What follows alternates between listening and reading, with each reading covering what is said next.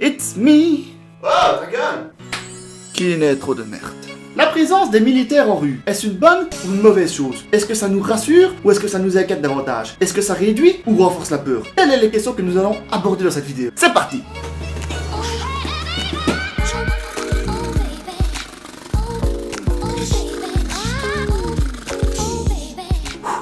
Leur présence en rue est devenue normale. Nous les côtoyons presque tous les jours. Mais est-ce que mettre un tas de militaires dans les rues, ça empêchera un acte terroriste?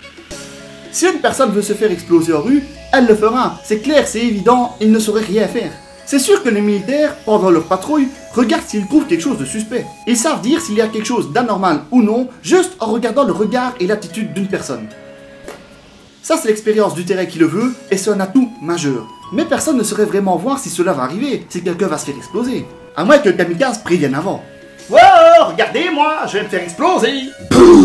Le but est de diminuer le niveau de menace. Oui, en effet, c'est vrai. Mais est-ce réellement grâce à la présence des militaires en rue? Les terroristes ont l'habitude de se calmer après un attentat et de se faire tout petit dans un coin. Puis ils surgissent de n'importe où et n'importe quand et boum, le drame arrive. Surtout qu'en plus, pourquoi se faire exploser dans les rues où il y a des militaires alors qu'ils peuvent aller à des endroits où il y a beaucoup plus de monde? Les salons d'exposition, les matchs de foot, les centres commerciaux le samedi, les aéroports, les concerts, etc.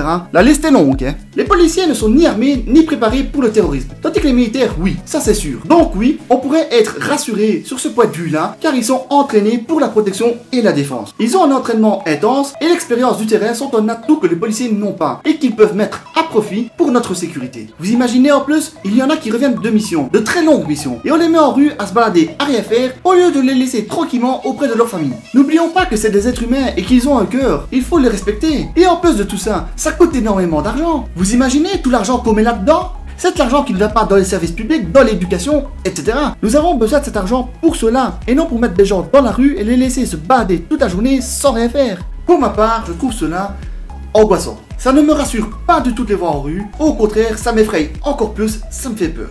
Pour quelle raison? Tout simplement que l'histoire sociale du monde, donc pas que la Belgique, la France, etc., mais plusieurs pays, nous montre qu'à chaque fois qu'il y a des militaires dans les rues, des mauvaises choses arrivent. Je parle d'un point de vue social, pas d'un point de vue guerre, attentat, etc. Chaque fois que les militaires sont en rue, il se passe des mauvaises choses. Comment est-ce que je pourrais expliquer ça?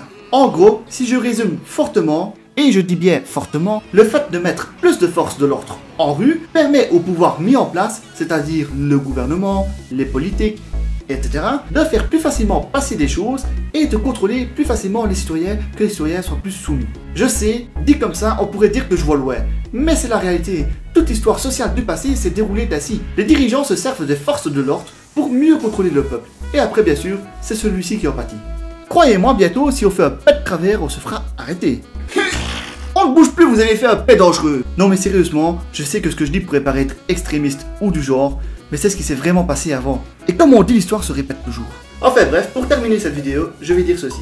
Il y a des gens, des citoyens, qui vont remercier les militaires d'être en rue. Et vous avez raison, il faut les remercier, mais pas pour leur présence ici en rue, où ils ne font rien du tout, mais pour leur courage et leur vrai combat à la base, en général, en temps normal. Vous êtes d'accord ou pas? Allez, ciao, c'est dans la boîte.